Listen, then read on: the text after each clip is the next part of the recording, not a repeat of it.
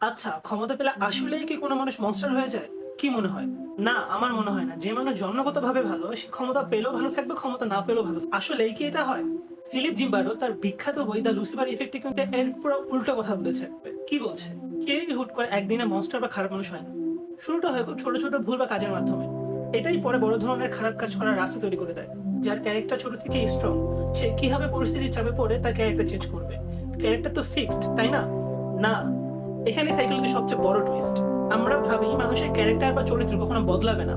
কিন্তু সাইকোলজি প্রমাণ করেছে যে একটা মানুষ কত ভালো বা কত খারাপ আচরণ করবে সেটা সম্পূর্ণ ডিপেন্ড করে তার আশেপাশের পরিবেশ ও পরিস্থিতির উপর। কোনো প্রমাণ আছে?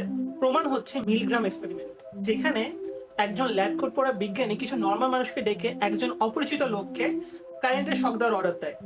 আর অবাক করার বিষয় হচ্ছে 65% মানুষ শুধু তার অর্ডার পালন করার জন্য সেই অপরিচিত ব্যক্তিকে সর্বোচ্চ মাত্রার প্রাণঘাতী শক দিতে রাজি হয়ে যায়। আসলেই জাস্ট একটা অর্ডার ফলো করতে যায় খুন করতে রাজি হয়ে গেল? Yes boss. আরো একটা এক্সপেরিমেন্ট আছে যেটা স্ট্যানফোর্ড প্রিজন এক্সপেরিমেন্ট নামে পরিচিত।